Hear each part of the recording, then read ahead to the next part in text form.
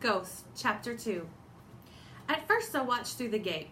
I was going to keep moving, but then I saw that there were other people down closer to the track, hanging out, watching the practice, like moms and stuff. So I joined them. Well, I didn't sit with them, because that would have been weird, but I grabbed a seat went onto the other benches. My school didn't have a track team, not that I would have tried out for it if it did. I was more into basketball. That was my sport. Even though I had never really played, sometimes on my walk home, I would stop at the court and see if I could get a pickup game.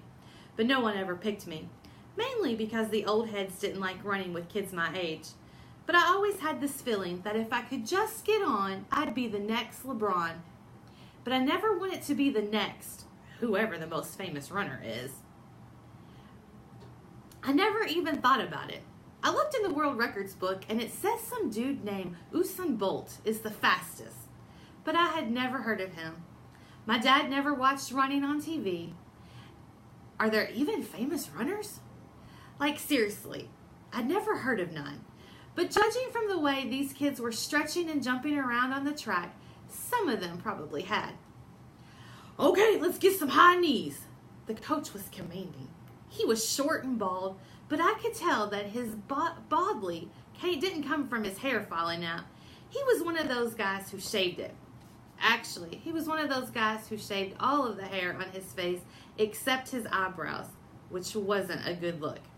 He looked like a turtle with a chipped tooth, wearing a hoop earring and a black whistle around his neck. Oh, oh, oh! There were boys and girls around my age, everybody dressed in shorts and t-shirts, holding their arms out in front of them, doing a jump match kind of thing, slapping their knees to their hands. Come on, Sonny! It's only the second day of practice and you're already slacking, the coach barked. He was holding a clipboard and smacked it against his leg. Get him up!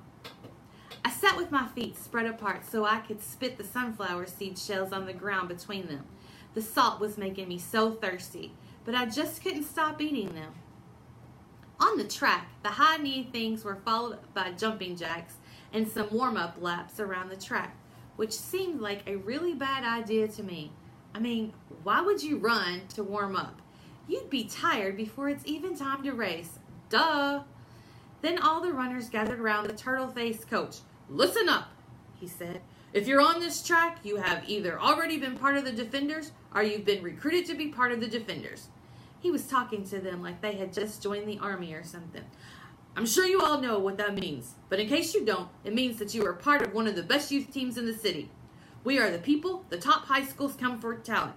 And if you go to a good high school and do well on a good team, guess what? You might even get to go to college for free. Don't nobody go to college for free to run no races, I thought to myself, spitting a shell out. I hate when they get stuck in your tongue and you gotta do that spit flick thing. So annoying. A weird looking kid. I can't really explain what he looked like. Well, let me try. You know how I said Mr. Charles looked like James Brown if James Brown was white? Well, this kid looked like a white boy if a white boy was black. Wait, that doesn't make sense. Let me start over.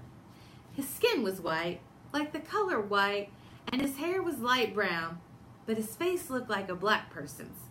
Like God forgot to put the brown in him. Wait, is that like Mr. Charles or not? Forget it. Anyway, the boy raised his hand. Yes, Lou, the coach said. Is it true you ran in the Olympics? The kid asked. It is true that you didn't. The coach shot back, playing him out. The boy called Lou stood there. He just got slapped in the face by one of Charlotte Lee's rubber ducks, like he didn't know what to do. Oh, he stammered, not sure what to say. Don't worry about what I've done. Worry about what you want to do. If you stick with me, I can get you there. The coach wiped spit from the corners of his mouth. Now, he said, looking to roll his sheep. Let's see what we can do with you newbies. Lou, Bettina, Sonny, on the line. The three newbies hustled down to the other end of the track. Lou, you're up first. 100 meter on the whistle, the coach directed.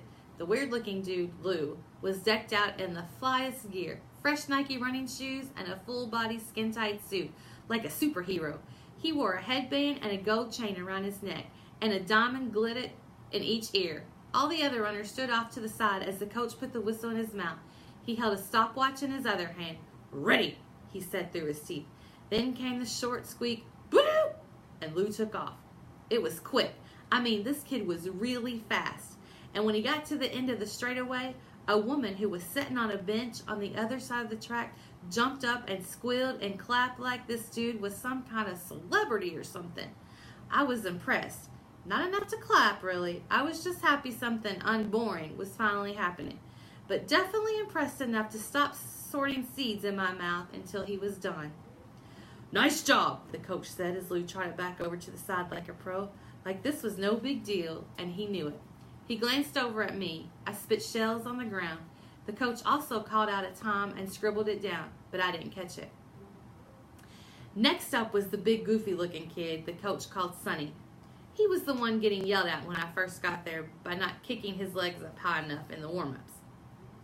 To be honest, he didn't look like he could even walk a straight line, so I figured this was going to be pretty funny.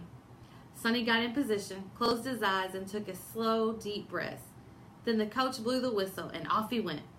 I could tell he was pushing as hard as he could, but he just wasn't going nowhere. It was like he was running into the wind, even though it wasn't a windy day. Like his shoes weighed a ton, or his bones were heavy or something. Nobody cheered for him, and a few of the other kids even laughed.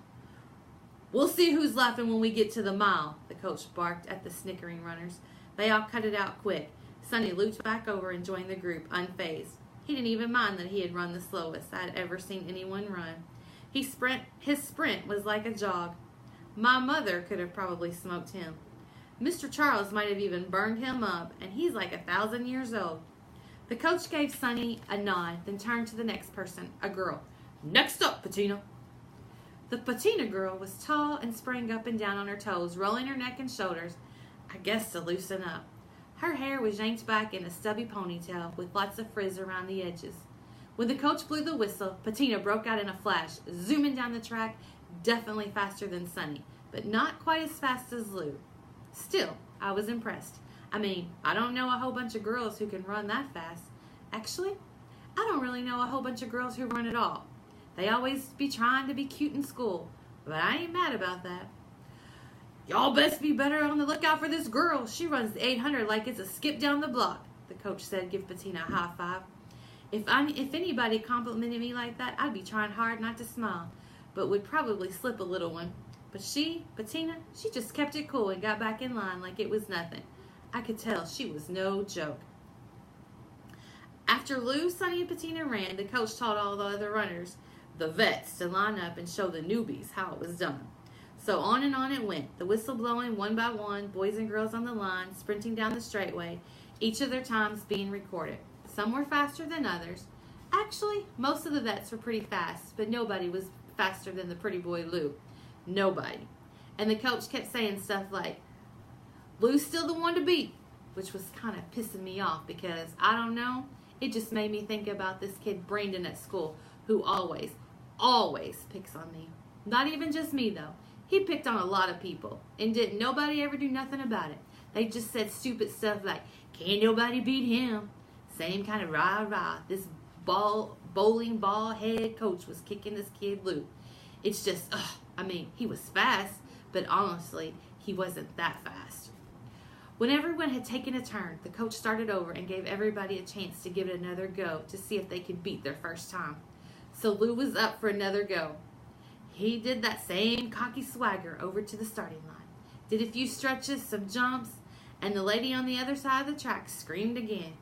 The boy was just getting loose, and she was going off like he was doing something. The people around her looked at her like she was crazy, obviously annoyed. All of his teammates looked on. Some of them seemed to be bubbling with anticipation to see the mighty Lou run again. Others looked over it. That's probably how I looked. That's definitely how I felt. Over Lou, over Brandon, and over anybody else who thought they were unbeatable. Not to mention, I was all out of sunflower seeds, so I had nothing to hold me back from getting up and showing him that he really wasn't all that. And that I ain't never had a running lesson in my whole life and could keep up with him, if not beat him. So I stepped over all the sunflower seed shells that had piled up between my feet like a mountain of dead flies and walked out on the track. I lined up with Lou, who had now dropped into his on your mark stance. I didn't need to do all that. I just needed to roll my jeans up and tuck my laces in my high tops. I was good to go. Coach Turtleface noticed me and called out, "Kid, what are you doing?" "Tryouts for last week." I didn't say nothing, and the coach followed up with this. "This is a private practice." I still didn't respond and just started scrunching the sleeves of my t-shirt up on my shoulders. "Did you hear me?" The coach now asked a little louder this time. He started walking toward me. The other kids were looking at me like most kids did, like I was something else, like I wasn't one of them, but whatever. "Did you not understand what private means?" the coach jeered. I thought of a funny comeback, but kept to myself. "Yeah, man, the track is for runners, not people who want to pretend like they runners," Lou jabbed, now standing straight. He looked me up and down, then flashed an arrogant grin. "Just blow the whistle," I finally called back to the coach. He stopped in his tracks and glared. Then he looked at Lou before continuing in my direction. He pointed his clipboard at me. "Listen, you get one run. Hear me? And this. I don't want to see you around here no more," he threatened. "This is serious business. You understand?" I gave him the whatever face and nodded. He pointed his stupid clipboard at me again like I was scared of that. Please. Then as the coach headed back to the finish line, Lou shook his head at me and growled, "Hope you're ready to get smoked." This time I said it, whatever, and gave him my best ice grill to make sure he knew he didn't scare me. And he didn't. We're just running, not fighting, so why should I be frightened by some milk-faced running boy? Now back on the other end of the track, the coach yelled out, "On your mark!" Lou dropped down on all fours again. I just put my right foot forward. "Get set!" Lou put his butt in the air. I leaned in, then, whoo! I wish I could tell you what I was thinking, but I can't. I probably wasn't thinking nothing, just moving. Man, were my legs going. I pumped up and pushed, my ankles loose and wobbly in my sneakers, my jeans stiff and hot, the whole time seeing Lou out of the corner of my eye like a white blur. And then it was over. And everybody watching, all the other runners, clapped and hooted, pointing at us both. Some had their mouths open, others just looked confused. The lady on the other side of the track, not a peep. But all the other people around her were standing and cheering. Lou walked in circles with his hands on his head, trying to catch his breath, panting, wheezing out, "Who won? Who won, coach?" "I don't know, son. It was pretty close." The coach said it like the words were sour in his mouth.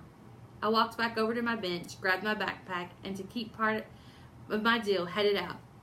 I made my point, and it wasn't like I wanted to be part of their little club. I just needed everybody to know that the fancy white black boy wasn't all that. "Kid!" I could hear the coach's footsteps coming behind me. I was still trying to get my heart to stop tripping and my lungs to start working again. "Kid, wait, wait!" he said, running up beside me. He was wearing those sweatpants, the swishy kind that make every step sound like paper crumbling. "Who you run for?" he asked. "What? Who do I run for? What kind of question was that?" "I run for me? Who else?" I replied. I stopped walking. "No, I mean, what team?" "No team." "I see." He glanced over at the track. "So then, who trains you? Somebody had to train you to be so fast." "Nobody. I just know how to run." "You just know how to run?"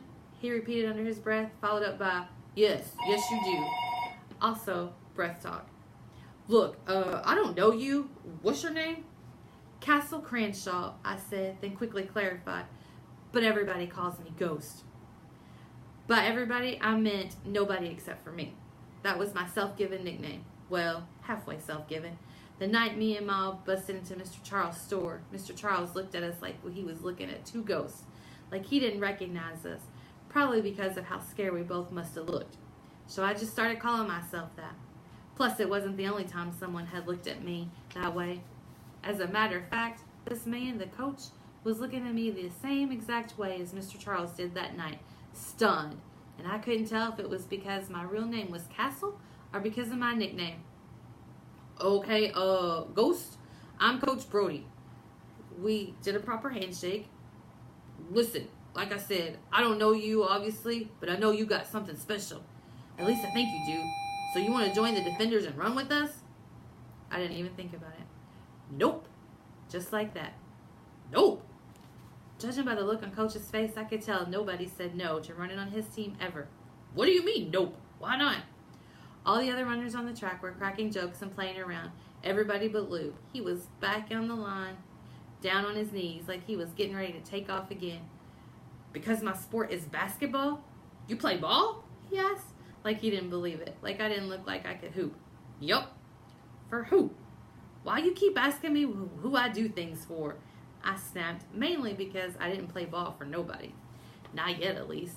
But it was still in my plans. Plus, who was to be all in my business anyway? I didn't even know him, and he didn't know me.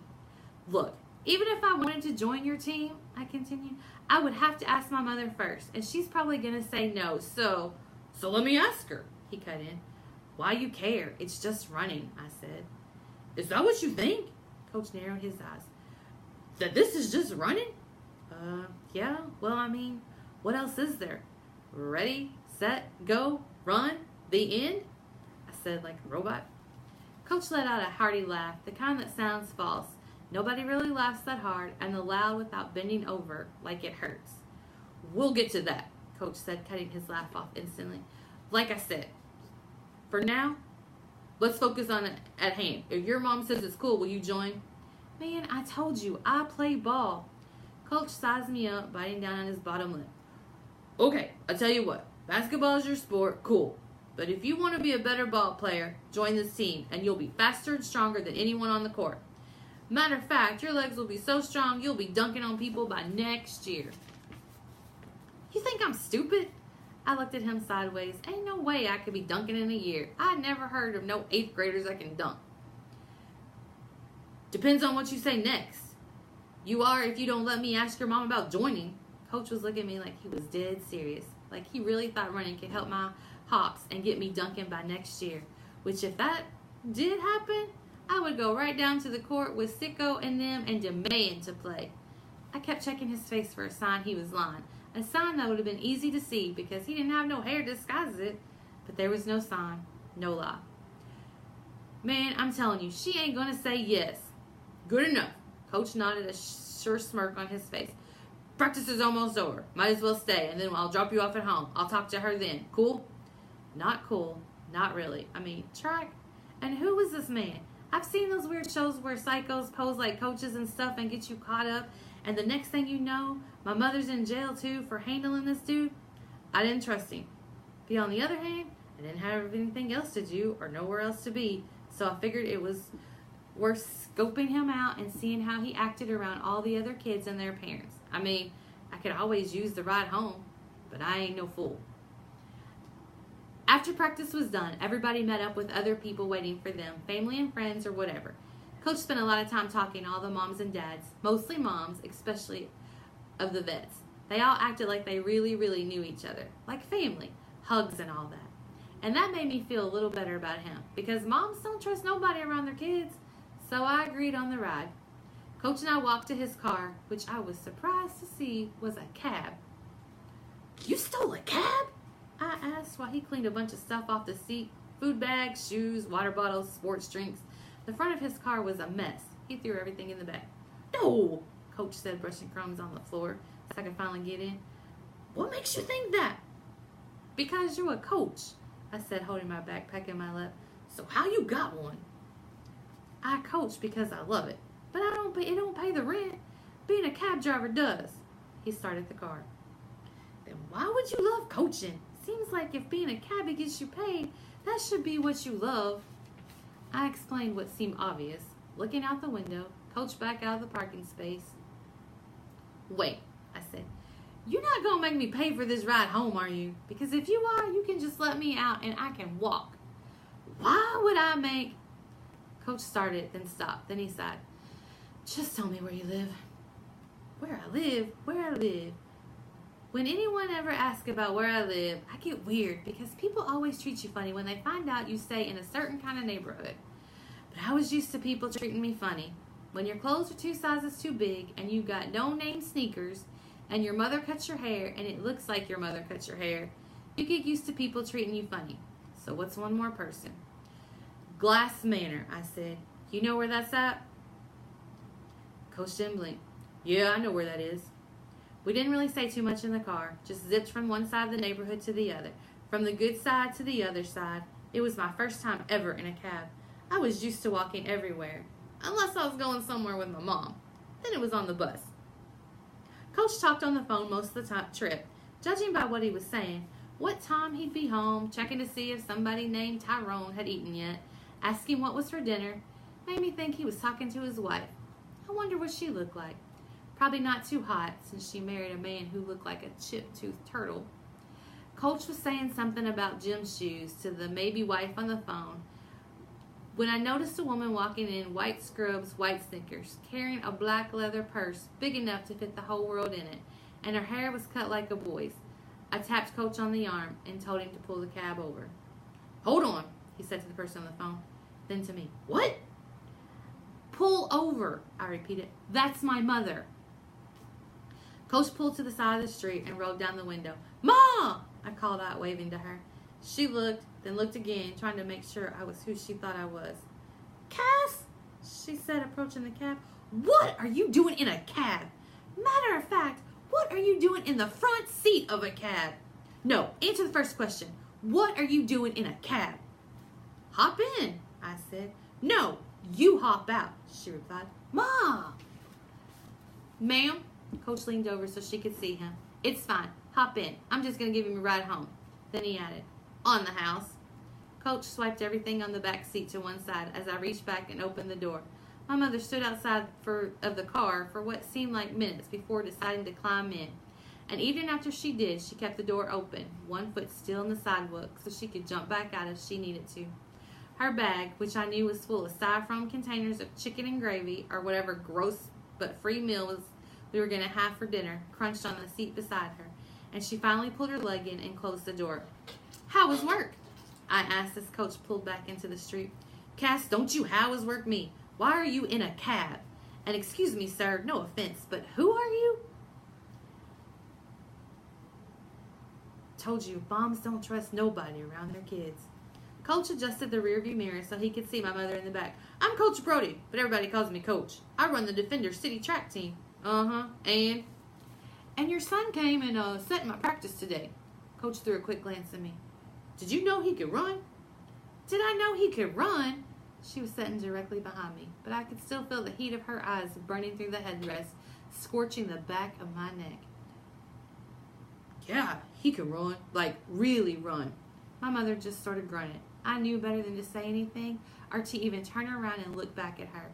I just said to Coach, make this left when we got close to my street. Coach made the left and continued, and I think he's got potential. With the proper coaching, he could be a serious problem. I felt like I had seen this in every single sports movie I'd ever watched, all of them. Ma'am, your son has potential. And this went like the movies. I was either going to score the game-winning touchdown, which is impossible in track, or die. Sir, I appreciate that, but let me tell you something. Cass already is a serious problem, my mom explained. And right now, he needs to focus on school, not sports. Right here, I mumbled to Coach to let him know where to stop and let us out. I figured there was no reason to drag the conversation out. It went exactly like I thought it would. So I wasn't really even mad about it. He cut his blinker on, pulled over, and put the car in park. Listen, the coach turned around to look at my mother in the face. I totally get that. But what if I made you a deal, he went on. If he messes up in school one time, he's off the team. One time? I squawked. One time.